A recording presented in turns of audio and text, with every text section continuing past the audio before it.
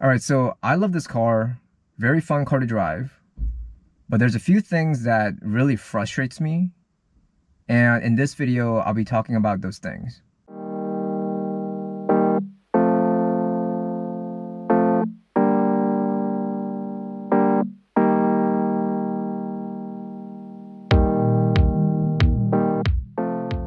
Okay, so coming from the manual M4, which I thought was a pretty clunky car. I heard a lot of like mechanical things moving around every time I switch gears.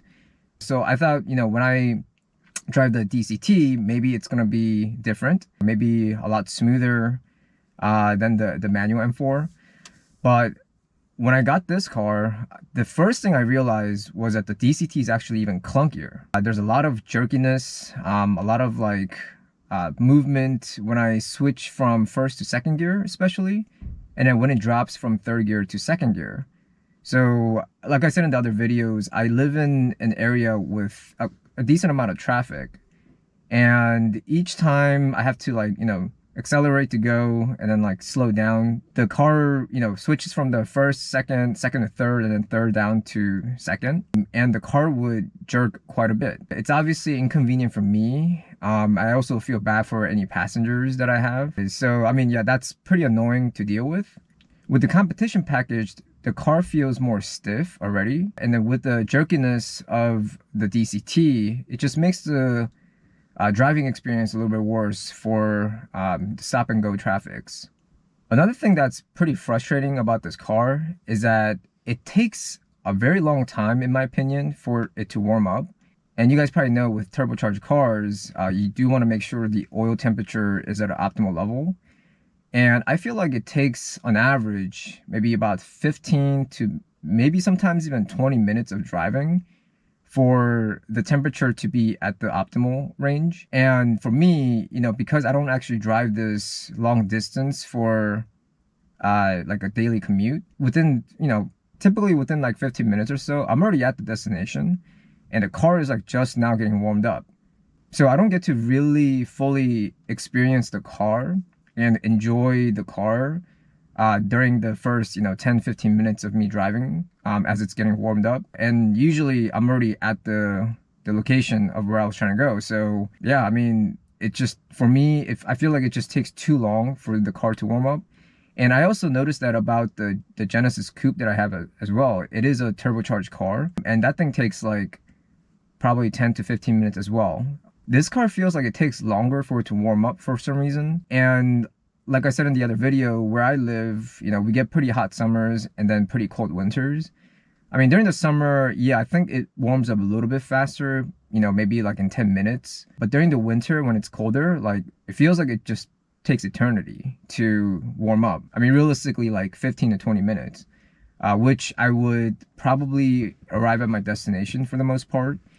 So I feel like I don't get to enjoy the car as much when I'm driving on the weekend. I probably need to take it out a bit more, throughout the day for it to warm up, and then I can then actually like enjoy the car. I don't know if this has anything to do with this, but I feel like this car, the heat warms up very slowly also. And like I said, it gets pretty cold here during the winter months. And, I'm just like shivering for the first like 10-15 minutes arriving to my destination. Luckily, this car does have the seat warmers, which makes it a little bit better, makes my butt, toasty. But the thing that frustrates me the most, in my opinion, is that this car is a totally different car in the efficient mode. The car's default setting when you first start it is in efficient mode, and this obviously helps with the fuel consumption and keeps the noise level down, because the default is for the exhaust valves to be closed, unless you have other devices like the BMS can flap module or something else that keeps the valves open manually. I get why the car does this, but I don't know, it just feels different. It doesn't really feel like it represents the M car it is, and it just feels like a bit more sportier version of a normal car. The acceleration doesn't feel that great. The car just feels a little bit sluggish for the most part, and it doesn't, sound that aggressive, especially with the valves closed. I actually had a friend try driving my the manual M4 when I had it, and that was his 1st time driving, I think, any BMW, but especially an M car. And, he thought it was kind of fun, but he also felt pretty underwhelmed that the car was not as aggressive and fast as he thought it was going to be. So I told him to press the M2 button twice. And then that's when he realized, wow, like this car is a completely different car.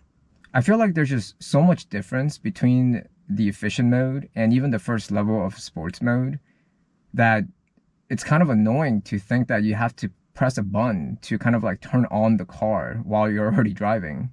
Then there's the fuel consumption. Obviously, this is a 6-cylinder engine with twin turbos. And I think your average is around 16 to 17 miles per gallon in the city.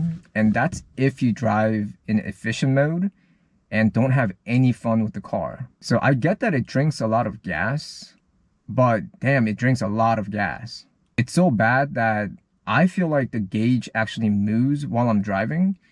I mean, I could be driving for like 10 minutes, 15 minutes, and the needle has already moved. One other thing I wanted to mention, and of course this is not a big deal, is that this car doesn't come with a sunglasses holder or any compartment where you can keep your sunglasses in. And again, this is not a big deal. There's a lot of aftermarket devices or clips that you can buy that you can install into the car. But I don't know, just feel like it should be something that, comes with the car. I mean, at the price you're paying.